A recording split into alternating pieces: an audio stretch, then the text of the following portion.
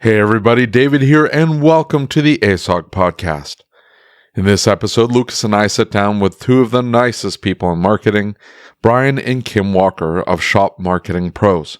We discuss what got them into the business, the future of marketing, and the critical mistakes shop owners are making when they hire a marketing agency or a website company. But before we get into all that, do Lucas and me a favor, please. Head on over to YouTube and type in ASOG. Once you see our channel, please hit that subscribe button. It would really help us out. Plus, you don't want to miss any of our new content we'll be putting out very soon. If you're listening to this on your favorite podcast listening app, make sure that you have it set to automatically download the latest episode as well. And now, here we go.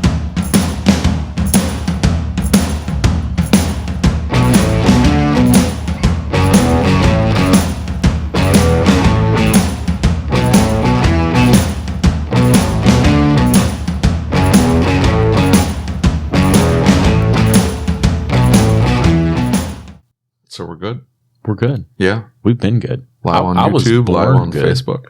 What's that? I was born I'm good. just excited it's working. Well, all morning. It's just this computer mic, so... That's okay. Well, it's not an Apple. Well, Oh, that's true. That's probably a big part of the problem. It does have a cool sticker, though. What is that? Lord, who this thing knows? is a spec'd out laptop. This thing is legit. Sorry.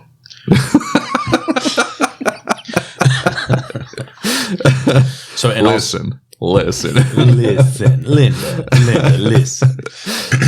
So, in all seriousness, we talk about marketing and we talk about the fact that Brian and Kim Walker everybody knows who they are. from Shop Marketing Pros. What's that? All of our listeners use them for marketing. This is going to be so fun. We do have a lot of friends that use you too. Really? Yeah. Yeah, a bunch. okay. A bunch. Yeah. And they complain Now you tell all us? the time about I'm just kidding. They don't. The glare on your bald head is just... It's great. It's improving the lighting. I'm so crying. It's very smooth this morning. Do you shave that?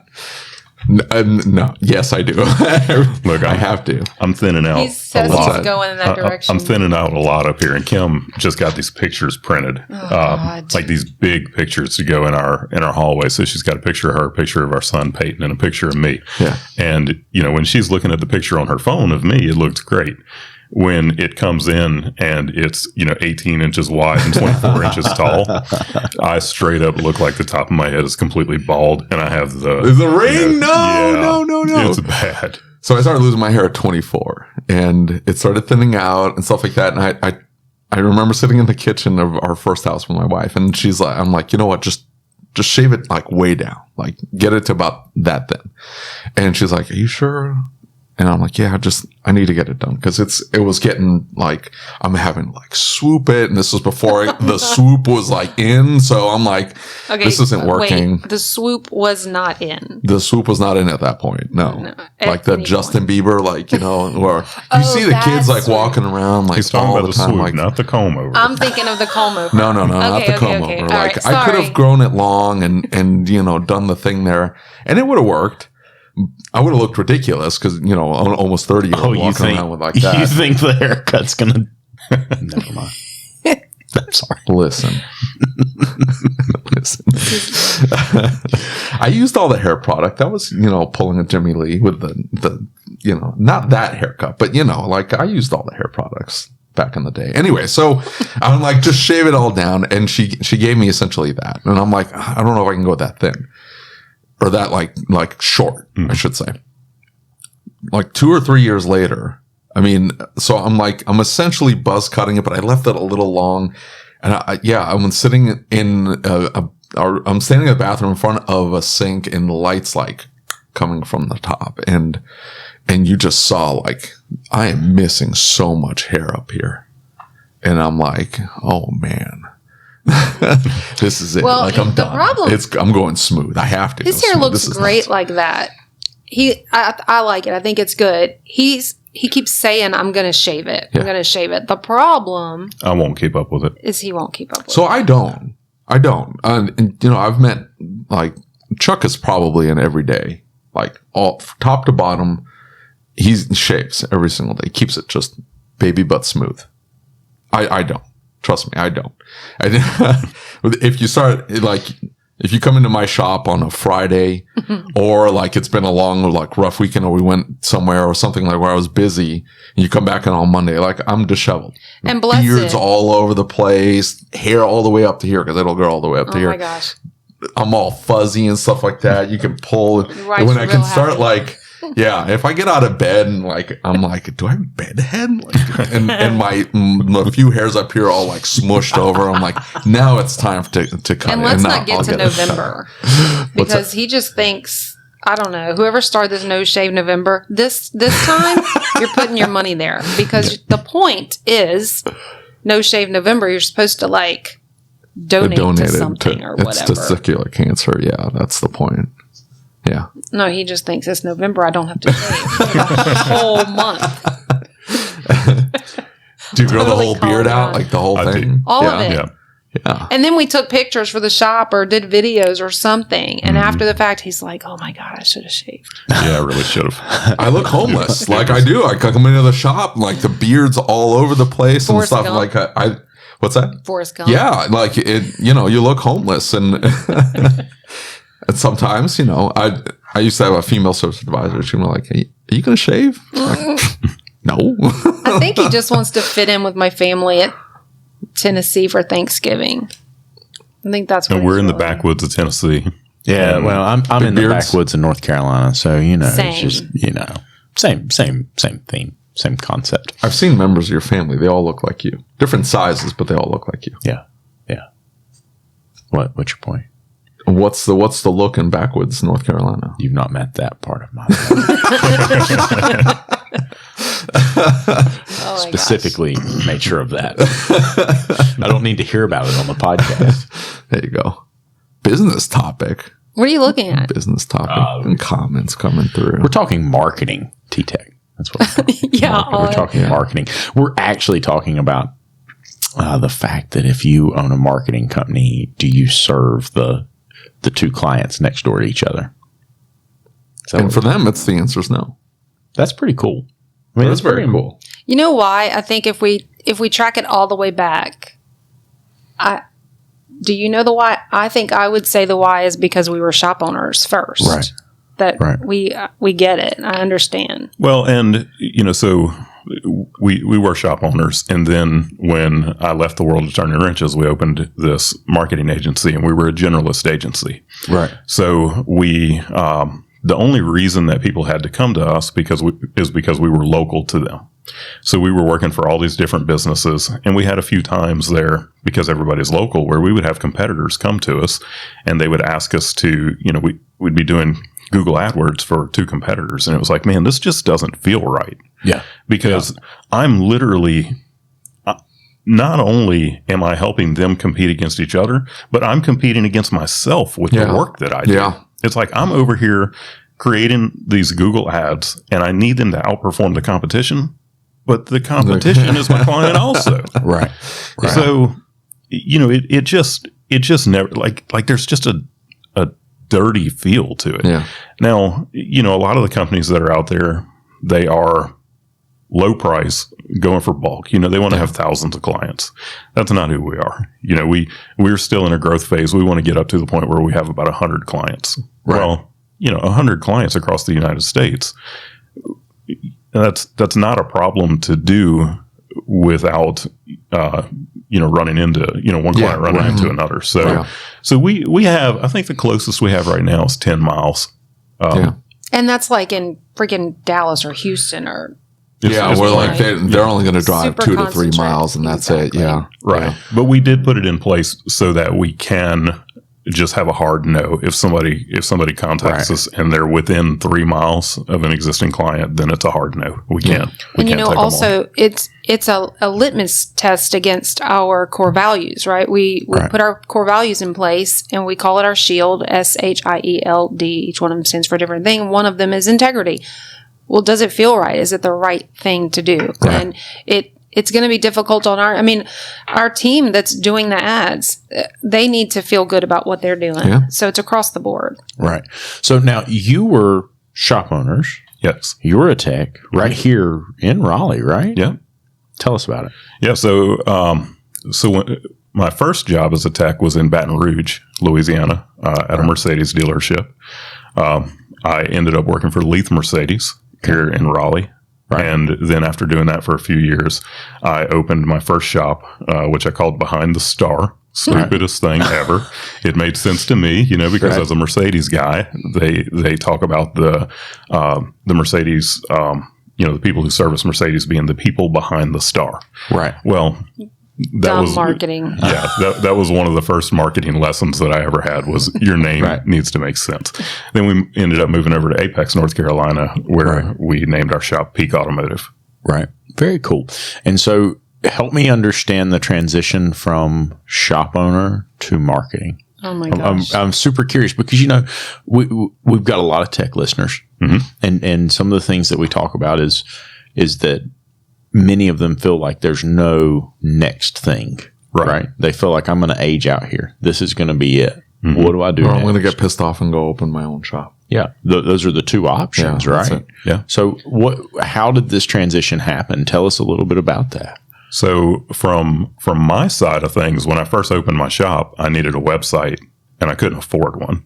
Right. We opened that first shop with like $600. I actually ended up trading my first few months rent. It was an old radiator shop that I got in, and the chemicals from the radiator cleaning had just rusted out everything. All of the electrical conduit was rusted out. The wiring was bare wiring. So I traded them. I rewired the shop for the first 6 months rent. Oh, wow. So I did this on an extreme budget, but I needed a website, couldn't afford one. So I built my first website. I actually built it in Microsoft Word. Wow. Published it. It worked. But then, over the time, it was something that I enjoyed doing. Before I was a professional technician, my hobby was working on cars. Well, when you do it all day, every day, it wasn't my hobby anymore after that. So the thing that I did to kind of zone out was building websites. I just enjoyed it. Right. I had a friend who introduced me to a content management system.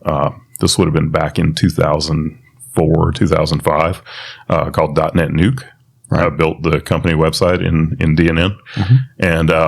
And then I just, when we ended up shutting down our business, which that's a long story. I don't know if y'all want to get into that or not, but I went back to work for another shop and I built websites just to make some extra money. Mm-hmm. And that evolved into the marketing agency. Now, Kim has a completely different story because all that I did was websites, but Kim did email and social and all that stuff. So my background is education. I was a teacher and a school counselor. And when I got pregnant with our son is when he decided, oh my God, if I don't open a business now, I never will. Right. And so fast forward to when we closed our shop again, which is another chronicle of things. But anyway, when we closed the shop, people started... Well, let me back up. I left my career to join him in the shop to do marketing. Mm-hmm. And he said, I need you to come do marketing. I'm like, I don't know what that is. I don't even know what that means. And he's like, you're great with people. You'll figure it out. Like, just come do it. Yeah, exactly. So as many shop owners experience probably is you don't, not getting paid like everybody else gets paid. So I was like, listen, I'm getting paid. One of us has to have a check on a steady basis. So we agreed on all that. I came and joined him in the business, learned marketing myself.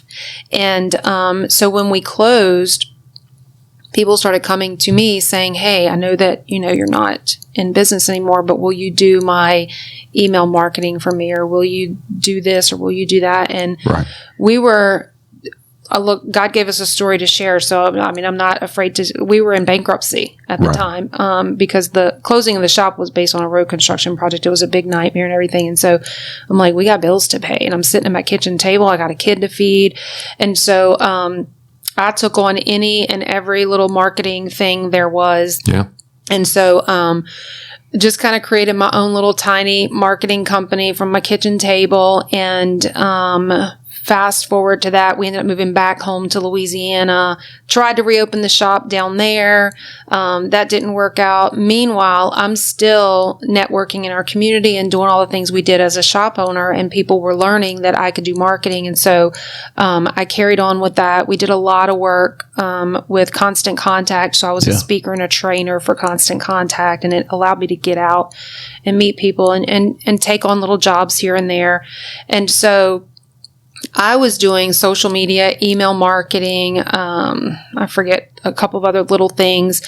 Meanwhile, he's working at the dealership in Baton Rouge, doing and left that, hated the drive, and started doing websites. So I was actually meeting with a children's museum to get them signed on with Constant Contact to do free email marketing for them as a nonprofit, when she offered me a job to come into the children's museum that was opening, launch it with her. And so it was kind of perfect for her because she needed someone with an education background and who could do marketing, like who does that. It was perfect. So I took that on, and then it was an opportunity. It opened the door for Brian to leave the dealership, come back home he was driving to Baton Rouge. And so he took over my clients that I was doing email and stuff with, merged it with websites and that sort of thing. And so Shop Marketing Pros is an evolution of multiple things over 12 years. So that's pretty awesome. Yeah, it's been a great ride. So you've become extraordinarily popular, right? Like super popular. Have we? You have. You definitely have. I mean, we were just talking about it. Amongst our circle of friends, I guess. Yeah. I mean, well, we don't have many friends, so it's okay. So, I mean, my big question for you is you guys see all of these shops doing all of this marketing, and you come into them a lot of times, now you guys are the cream of the crop, right? A lot of shops go in and they try and, they'll dabble with Facebook, turn that ad on. And they'll dabble with Google ads, or they'll dabble with this or that, or pay somebody to do this or that. What is the biggest mistake you guys see when it comes to marketing a shop right now? I think that the biggest thing is that there's no cohesiveness in their marketing. They hire this person to do this thing. They'll have one person that's handling their website, one person that's doing their Google ads, another person that's doing their social media, another person that's doing their SEO, and none of those people know what the other ones are doing. And then the shop owners haven't taken the time to educate themselves to know, is this person actually doing something that is making an impact to the bottom line of my business? Right. And, there's no, I mean, like in your class yesterday, you talked about things like who's the audience, who's the messaging, and no one is finding that out. Yeah. Like they're just doing marketing for the sake of marketing. Yeah. So it's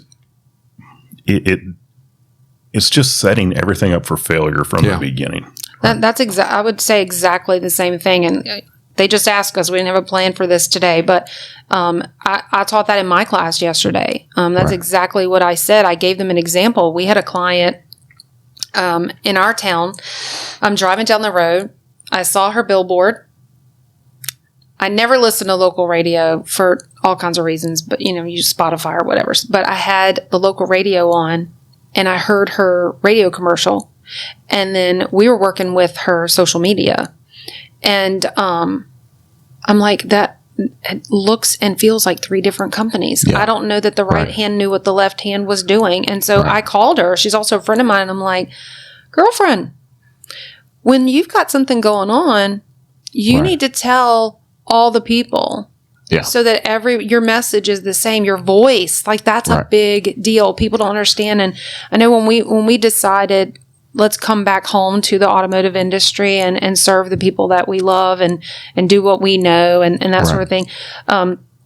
We talked about, well, okay, they're all shops. Yeah. Like how are we going to differentiate the marketing? And it's really not difficult because your story is so completely different from the next shop's story. Yeah. Your people are different. Your customers are different. Your culture is different.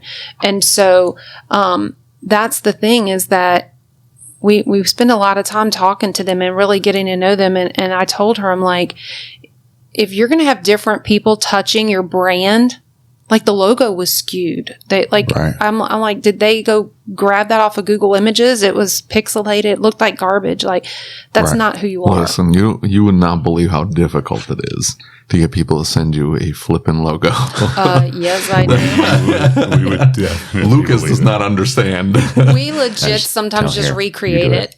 Sometimes it's easier. Our design team just recreates the logo because it's.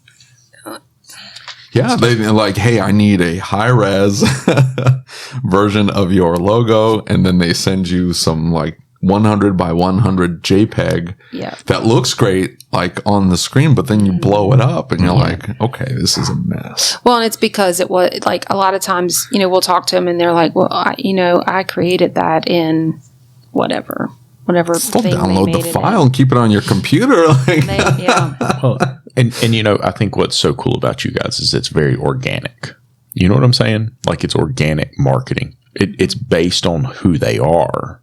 And marketing has to be a reflection of us. Marketing has to be part of who we are that makes us what we are, right? And it's about telling our story and connecting with those who come through the door. It can't simply be, I just can't go for the whole cookie cutter thing for me, right? And that's why I do so much of my stuff myself, And so it's been so neat to watch you guys grow and where you're going with it. And you teach classes all over the country. You're not just trying to get people to come to you for marketing. You're trying to teach them, hey, look, if you can't do it with us. I don't know if this is on our current site or if it was on a last site, but the whole biblical story about teach a man to fish. Yeah. Our thing is, and my history is teaching. So I love, God put me on earth to teach, connect, and serve. And so when I'm teaching, I'm operating in what I love doing. And what we've learned, that's how we've grown our business, is by teaching, because one of two things is going to happen. We're going to teach you, and either you're going to now be empowered to go do the thing that we do. Right.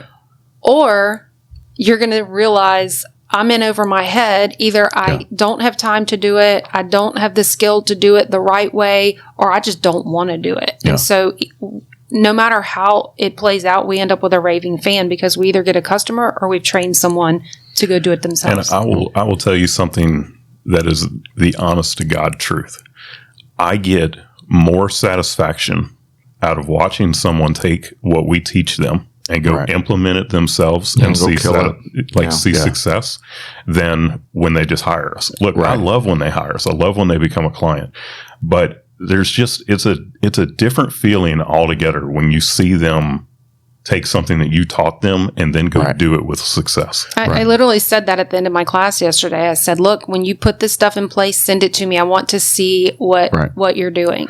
Well, and so when we talk about that, right, when we come back and we say, why are shop owners marketing the way they're marketing? Because David does his marketing thing. We talk about it a lot. And the truth is the reason that they take that spaghetti and throw it at the wall and see what sticks is because they've got so much on their plate already, right? It's tough. But y'all know being a shop owner is tough. Yep. And especially when you don't have all the processes and policies and things aren't going the way you expect them to go. You're just trying to keep your head above water. Absolutely. Not trying to market. And unfortunately, Rick is my mentor and coach, one of my mentors and definitely my coach. And one of the things that Rick always fussed at me for is I would get stressed out. The shop would be behind on funds or whatever it was. And the first thing that got nixed was the marketing, right? I'd retract. It always is. And the stress is so high and I just need to back up a little bit and I just need to catch my breath. No. You're doing the wrong thing. Right. But you're backing yourself into a corner. And so I think that having almost like a consultant just for your marketing is important. Having somebody that's on your team for marketing to look at it and say, hey, what are we doing here? Now I can't lie. I did a radio campaign and did this thing called Grouchy Bob's Auto. Do you know how many telephone calls I got saying, were you talking about us? Well, it was a good ad. It was a good ad. I'm still running them. Running them. Yeah. Did you change it up any? I've got like 16 or 17 of them. Oh, do you really? Yeah. It's a whole series. Yeah. Whole series of Grouchy Bob Auto. Do you think radio marketing works? So I actually wrote a blog about this because we did radio marketing with extreme success for our shop. But I believe in a very specific way of doing it. And I'm not saying that no other type of radio can work, but I believe in live endorsements. So we had a client of ours. It was one of my very first clients, a guy named Jack Boston. He was a radio host here in Raleigh. Right. And every time he would come in, he'd bring his car in for service and he would say, man, you need to let me do some radio advertisements for you. And, it was early on in the business. I didn't have the money to do that. So he was well known, super respected, big listenership. But finally, he hit me at the right point, and it was like, okay, let's do this. We were getting scheduled to start, and he told me, he said, look, I want to do live endorsements for you. I don't want to do scripted or pre-recorded. I want to just talk. He was talk radio. He said, I just want to talk about you. Well, Jack ended up getting leukemia right about the time that we were going to start, and he ended up passing away. And I was already in a contract with the radio station, and there was another guy, Bill LeMay. Y'all probably have heard of Bill. It's been a long time, I think, since he's been on the radio here locally. But Bill, he talked politics and all this stuff. Well, he had an old Camaro, and we had him come visit the shop because we were like, look, if you're going to do what Jack was going to do, you need to come at least see the shop. And he drives up in this old Camaro. It's falling apart. And we said, look, we got a loaner car. Take the car. Leave your car here with us for a couple of days. We did about $4,000 to $5,000 worth of work on that car. Never gave him a bill for it. We just brought it because we wanted him to experience what we could do, who we were, what we could do, and all that. Man, when he got his car back, he was blown away. And from that point on, we had 3 spots per week. That was it. And he would it was supposed to be a 60-second spot. Sometimes it would be 60 seconds. Sometimes it would be 3 or 4 minutes because he's in the middle of his show talking. And man, we had so many people that would come to us and say, Jack or Bill LeMay told me to bring my car met here. Him. They didn't know him. You would think it was his next door neighbor. And they would say, man, we hear you on the radio like 3 times a day. I'm like, no, you don't. We're only 3 times a week. Dude, it is so effective for us. I mean, it's been super effective for us. The other big one is billboards. People ask all the time, and you brought up billboards. Do billboards even work for repair shops? Yeah, absolutely. So we're the same kind of thing. I think anything works if you do it right. There's a way to do it. And I class, didn't I? Yeah. I don't think you stayed to the end. I wouldn't have stayed to the end either. It's okay. Well, we had to set up for the booth. I was loving the class. I'm going to be real with you. I was like, I actually texted Kim. I was like, man, it is like my blog was read and this class was developed. Joke's on you. I stole it all off your blog. I'm kidding. I did not. You know what, though? It's nice that there's somebody else. Like, we're teaching the same thing. But yeah, the way that we think about marketing is like dead on. Yeah. Well, I could tell that. I mean, because I went to your story brand class in 19, and you could tell, like, you guys get it. Like, like I said, it's a completely different way to approach marketing. Like, you guys are asking the wrong questions. You're trying to do the wrong thing first, and it doesn't work. It never works. It's the complete opposite message too. So when you're talking about a billboard, we look at billboards now, right? We travel a lot. And so we're constantly looking at and evaluating billboards. And for me, it mostly comes back to story brand. But I look at it and I'm like, that is a garbage billboard. And then, sometimes I'll see one and I'm like, that's a great billboard. But why? Less is more. Like, you don't have to put everything on there. And you know what? Your long freaking URL, they're driving a car. It has to be something they can remember. That's why. QR code. Oh my God. I just talked about the QR code yesterday. I'll tell you about that. But the phone number, that's why attorneys have 555. It's got to be something. They're driving a car. But catch and go. We were there in our hometown. And I really feel like they took this down because I think that word got back to them that I was talking about. Because I use it in classes, is a jewelry store in our hometown with a billboard above the building. Okay. They had a QR code on their billboard. Right. So first of all, people have to scan it while they're driving. Yeah. Okay. when you do scan it, because I was curious, I pulled over one day and I'm like, let me check this out. When you scanned it, I'm not lying. Bless it, Jesus. It opened up Google Maps to bring you to their location. Oh, jeez. No, you were there. Like they could just put an arrow. Like, Yeah. we're here. Straight down. But you know, along those same lines, so just a quick little thing about QR codes. It's funny because in our business, we have designers, right, who are all about making something beautiful, and then you want to drop a QR code on it, which destroys the whole thing. It's ugly and disgusting, whatever. One thing COVID did was brought QR codes back to life, right? Yeah. The only way you could go to a restaurant was to scan the QR code, and now your phones, you don't have to download an app. You just That was a big deal. Like all of a sudden, because QR codes were going away. Yes. Because he made these little cards, and he's like, I'm going to put a QR code in the back. I'm like, I don't know what QR, like I hate using them, this, that, and the other, but the fact that you would like I just have to take a picture and takes me to the, because she's absolutely right.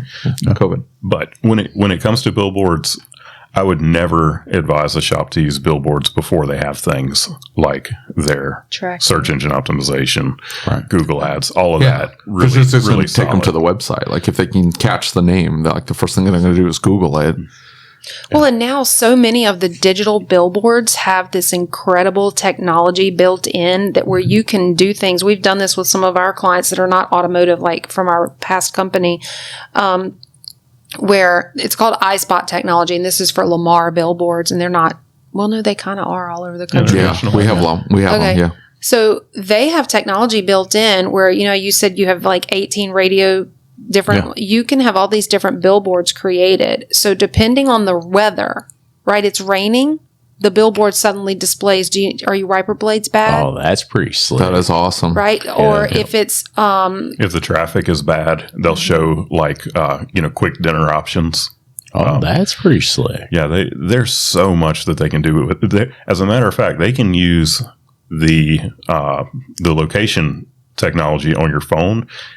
They don't do it, but they said that they have the technology that they could put your name on the billboard as you're passing and say that's crazy. Your Tahoe is due for service because of the connectivity between OnStar. Oh, that's creepy. Yeah, it is. And that's why they said, you're like, what? But yeah, I mean, so really, does radio work? Does direct mail work? Does billboards work? Everything works if you do it well. Like, you have to, and that comes back to what you were talking about a minute ago is, shop owners, they throw the spaghetti at the wall. The thing about marketing, and you hear this all the time, is some things you need to give it some time to work. And so they throw the spaghetti at the wall and it doesn't stick. They're like, that didn't work. So they just start throwing more. They stop it all. Or different spaghetti or, whatever. And it's the thing. The thing is you have to have some stick-to-itiveness, right? You have to, but they don't have time to do that. Right. And it's frustrating, right? I did that thing and it didn't work. Mm-hmm. Yeah. We hear all the time, people will say something to us like, well, I've tried Facebook ads. They don't work.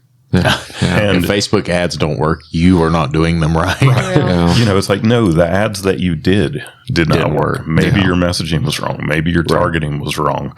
Or that stupid image, right? The stock photo of the European mechanic wearing the overalls holding the big, huge, gigantic wrench. So it's funny you say that because David kept griping about it, right? And like we had all these podcasts and he would say something about the stock image. I'm like, oh, I just want to see.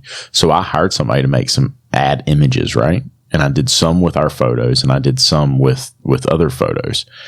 And you can literally, if you run them both at the same time, dude, you can see it.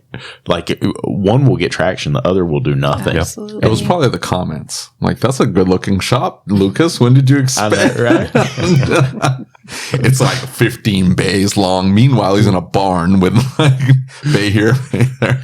One downstairs. We put Ryan in the dungeon. Though, that's a great point, though, because your marketing needs to be authentic. So when people walk in the door, they're not like, whoa, this is not what I saw online. Well, I truly, and I say this all the time, people probably get tired of hearing it, but I truly believe that your marketing should be designed to get people to know, like, and trust you. Yeah, I agree. And you can't do that with stock imagery. Yeah. So there's marketing, there's advertising. Advertising, it's just like that can be your billboard. That's like, we fix cars with the phone number. They don't get to know anything about you with that. But your marketing is where you share your culture. People, and we've had shop owners that are like, man, people don't care about like my hobbies. Yes, they do. They That's how really they connect. want to feel a connection. That's how they connect. Yeah, absolutely. So your marketing should be designed so that it is getting people to actually know who you are, to feel like they have a connection before they ever walk in. I'm a big believer that good marketing increases your average RO. Right. Like it. I agree. It is not just about getting people in the door. You can do so much more with it by getting those, because if they come in and they trust you already, or build rapport and trust like before they even walk in the door. Absolutely. You hit them with a $4,000 repair estimate, and they're much more likely to say okay because they trust you.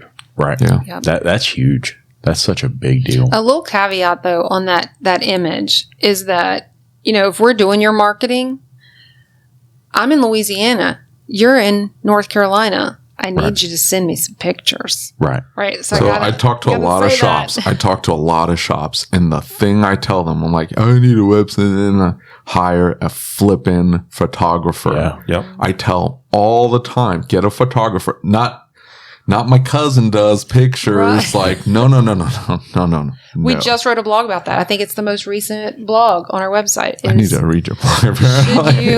Should you hire a photographer? And we're not talking about like, a professional image is going to be good for certain things. You need that for your website. Yeah. For some of your ads, you're going to need that. For your ongoing social media, I don't need you to have a professional photographer. I just, somebody brought up a great, was it Jen Rhineflash maybe yesterday? Somebody, it might have been Scott. One of them said, use your DVI pictures. Yeah. Right? Yeah, We that was forget. Oh, that's a good one. Yeah, I like that. That's really smart. Connect me to your DVI so that I can pull those pictures out. That you've got thousands and thousands and thousands of pictures you forget that you even have. I had a conversation. What? I think somebody's at the door. Oh, really? We don't have anybody at noon. Somebody just knocked on the door. That's creepy. Okay, that's cool. Keep rolling. Sorry, I didn't mean to interrupt you. I was talking to a shop owner and Lucas sent her to me, and she goes, she's like, I hate my website. And I pulled it up and I'm like, it looks good. She's like, no, I hate it. I'm like, well, the problem is the pictures.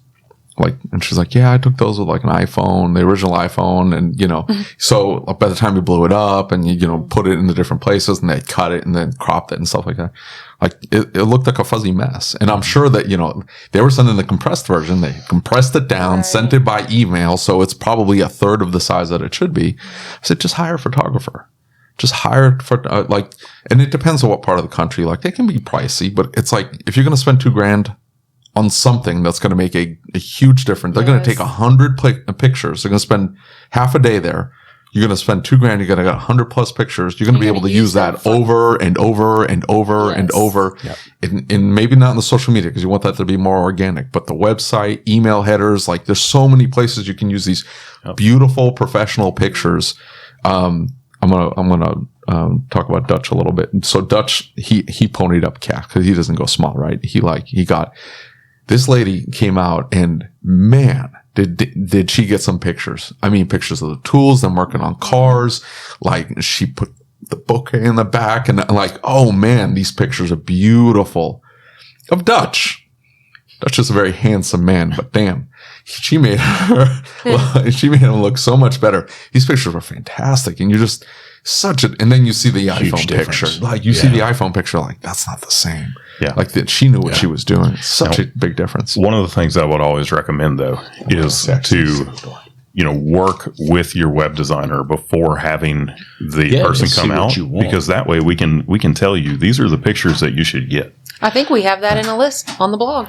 Yeah, but we still we will work with a client and come up with their sitemap, and we'll know we're going to have these pages on the website. So these are some pictures that we want to get. Like we want to get a picture of somebody, for the air conditioning page. Maybe a picture of the tech with the AC machine hooked up or something like that, and get it from behind in some cases where you don't see the face because there is, employees come and go. Yeah.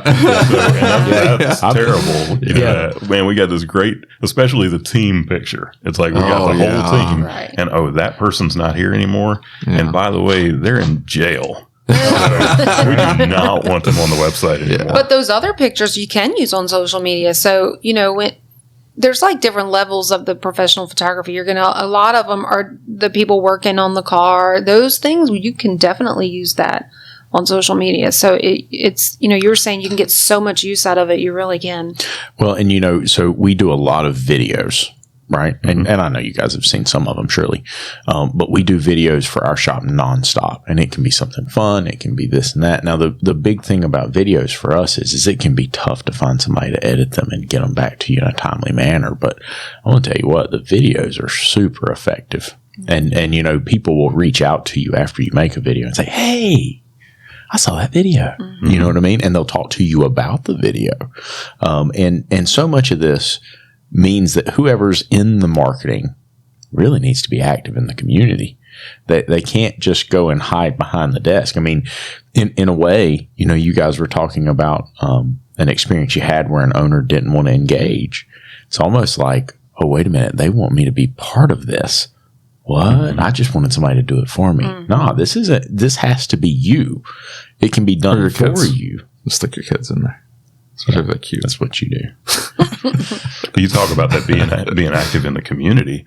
That's an entirely different subset of marketing that people don't talk about. When Kim came to do the marketing for Peak Automotive, she didn't start by coming up with direct mail and billboards and all that stuff. She got involved in the community. She was going to the Chamber of Commerce functions, networking groups. Yeah, the chamber. How many times does somebody tell you, oh, that doesn't work? It's like, I became a member of the chamber and I've never gotten anything from it. Well, have you ever gone to one of the events? Go to all the meetings. Yeah. I mean, BNI is huge for an auto repair shop. Right. It was so good for us. We were in two groups. Brian was in one and I was in the other. Yeah. In the same town. Yeah. Right? And then that's pretty crazy. Anything you can do to actually get people inside of your shop. So at our shop, and, she set all this up, we would host like the Boy Scouts and Girl Scouts and help them get their merit badge. Well, guess what? Their parents were right there with them. Yeah. One of the things that we did that we had zero intention of ever getting any work from, this was not a marketing thing. We lived here. Our shop was open during Hurricane Katrina. Right. And that was our home that got hit by Katrina. So we wanted to do something. All our family, so we just started putting it out there that, hey, we're going to bring a truckload of stuff down to Louisiana. And we're thinking like a Ford F-250. Yeah. Okay. Yeah. Like my truck, the bed of it full of stuff.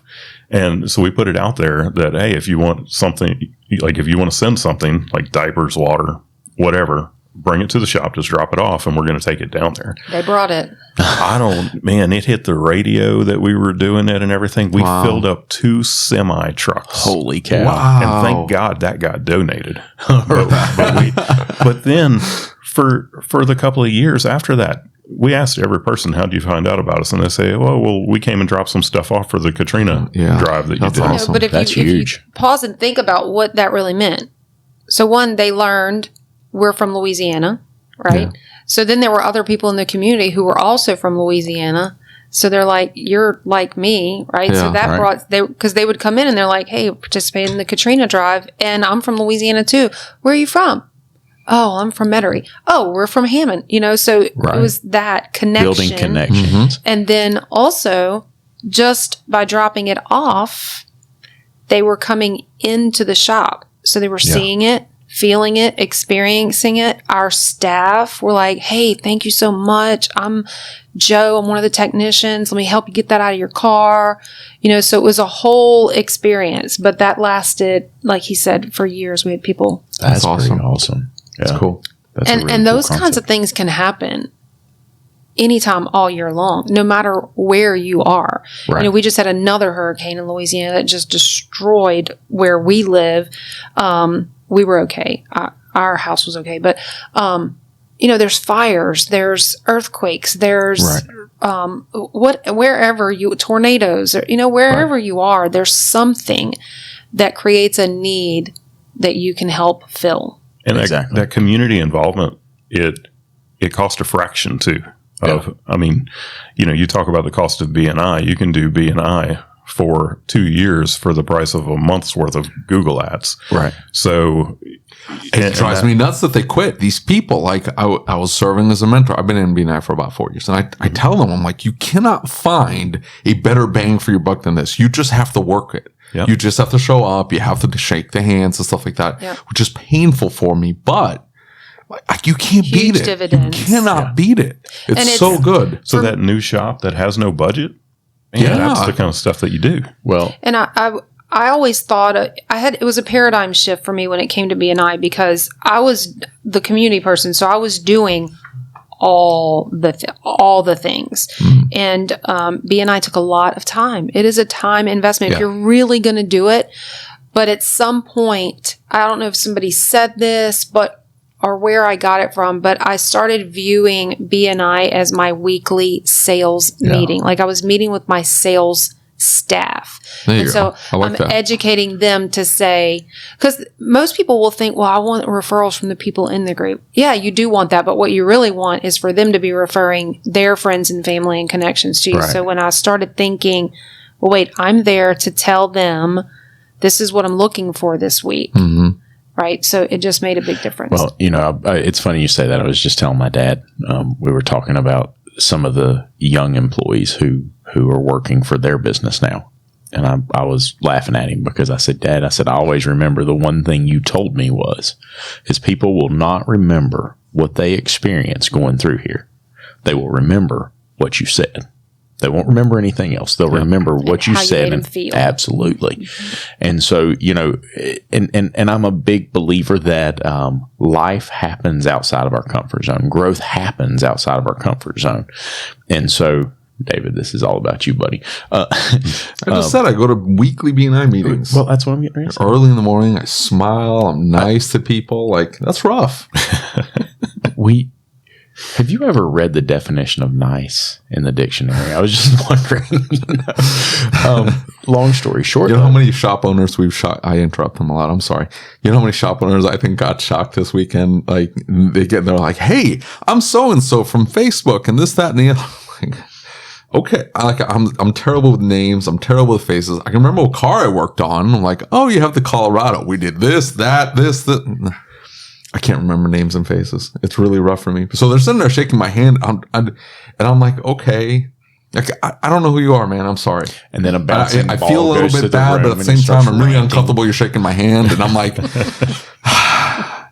and they're like, this guy's kind of a dick. I'm like, yeah, I'm not trying to be either. I just comes Were naturally. You trying to compliment him? Is that really what was happening? No, it was an insult. Like it's layered and he's got to work it. If you hadn't interrupted me, I'd have been finished by now, and the pain would have been over. And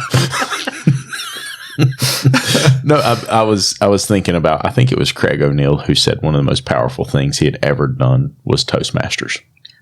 Oh yeah. And the I was never comfortable public speaking, things like that. But man, when you're willing to get out there and put yourself in front of people and push things to the limit and get on that video, I'm in one of Rick's groups, and when COVID hit, he was talking about how important it is to do video marketing. And like I'm like, oh, I really hate being on camera. I don't really want to do video's that. rough. I still can't do video. Like, and that's still. And you're doing it right now. I know, but this is different. Like, this is just kind of like a behind the scenes. That's not the same thing as like pulling the camera. Like you were doing it yesterday at the dinner. You're walking around, you're like talking to the thing, like, and it seems natural for you, and I get it. Like, but I can't. I just is it because you did? Did you do Toastmasters? No, you didn't. No. You know what he did? What? You've now communicated with him enough. No. I don't even know what she said. Okay. Improv. He went to New Orleans and he took improv classes. Oh, that's pretty cool. I don't know if it was cool, but it was terrible. But tell him some of the things you had to do. I don't remember now, but you came back and I was like, "You did what? You did that voluntarily?" That would not have been a thing. Yeah, I mean, you just I'd have been hanging from the ceiling all doing this crazy stuff, and it's so outside of my comfort zone to do that. Now I don't mind video at all. I'll shoot a video in a second, and I love video because I know what can be done with video. Yeah. Right. Well, but it's not the video like that we're doing this right here, but it's only kind of capturing what we're already doing. I'm okay with that. It's the social media because I have a video. I have a few video commercials, but I have one like I run for AC that I kind of built, and I'm like, it's about 30 seconds, and it's me talking to a camera, but it's very scripted. It's not even scripted. It was just me talking to the camera, and then it's very highly edited. Yeah. So, but it's not quite the same as getting on Instagram to do a story or something like that, and it's just.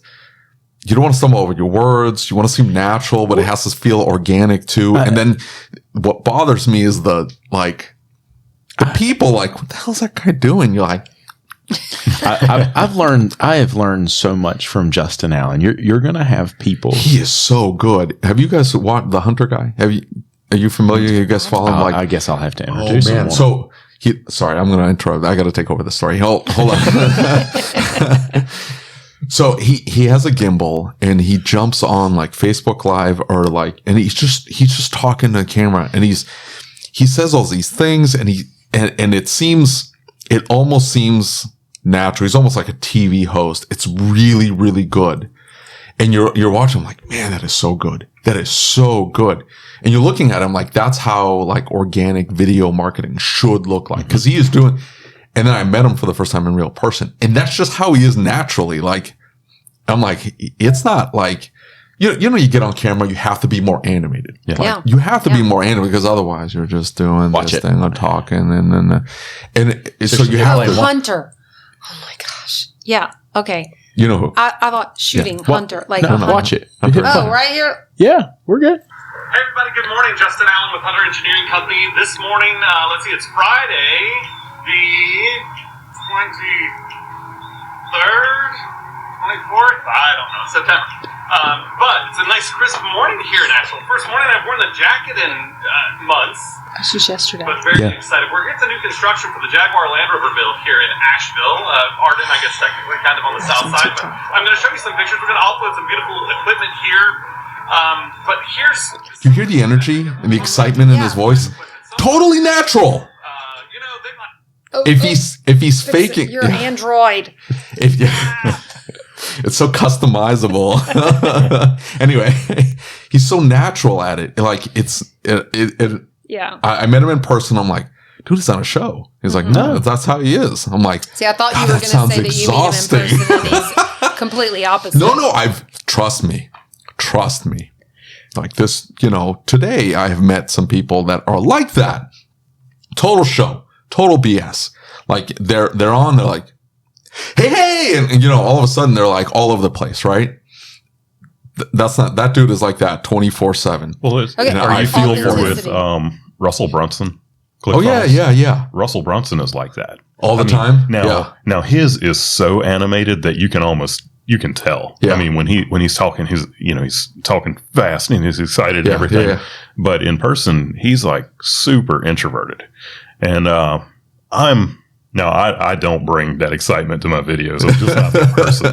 But actually, I took Rick White's class yesterday morning. Mm-hmm. It was the supercharge your profits or something like that. Yeah. And I learned a lot in that class, and it had nothing to do with money. Right. And it was funny to me that he spent about 15 minutes talking about math, and then the rest of it was mindset. But the thing that I did see was, like, Rick is a really good presenter. Mm-hmm. I've always prided myself in bringing great content and being okay with the fact that I'm really not that great of a presenter. But after sitting through that class yesterday, it kind of inspired me to work on, how I present and the energy that I bring and all that. So you're going back to improv? Probably not. Well, and here's the thing that I've learned from Rick, right? Because it's funny you bring that up, because that's where I was going with this conversation, is that Rick is like, look, it's okay. It doesn't have to be perfect right now. If you'll start doing it, you'll get closer and closer. And that's what makes Justin Allen. Yeah. Is because, it doesn't matter if I stumble over my words. It doesn't matter if people are looking at me. It doesn't matter if I mess up. Yeah, hold on now. I sound like an idiot. He sounds endearing. How do I get that? You stop sounding like an idiot. You're screwed. I'm sorry. I always tell people when it comes to video to do exactly what you were just talking about. You just have to get started, and your getting started might not be published content.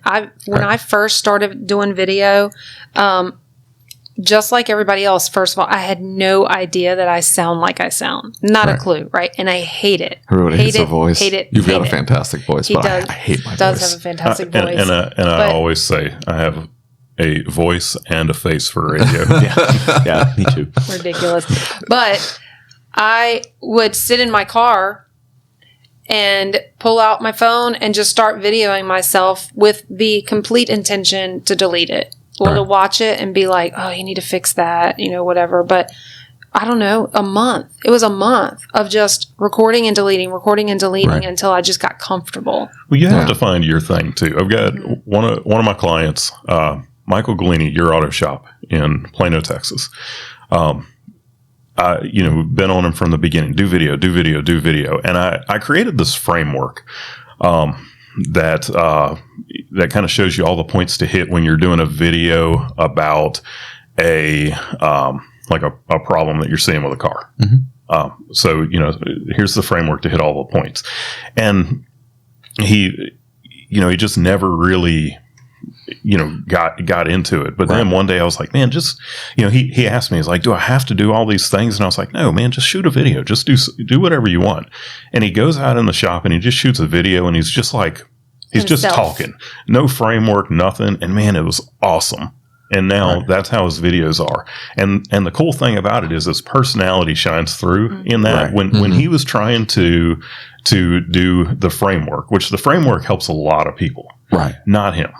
But when he was trying to do the framework, it was it did. It became a script.